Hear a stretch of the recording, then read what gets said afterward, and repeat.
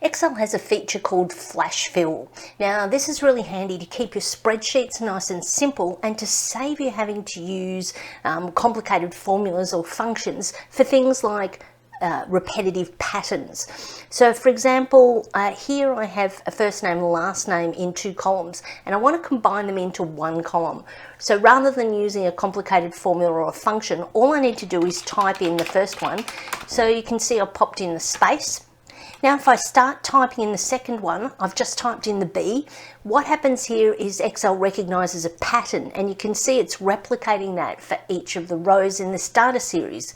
If that's what I want, I simply press enter. Now all of our data is flash filled.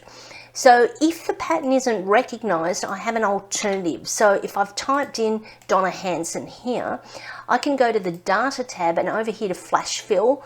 Excel looks at that and it sees the pattern and it fills down to the bottom of that list.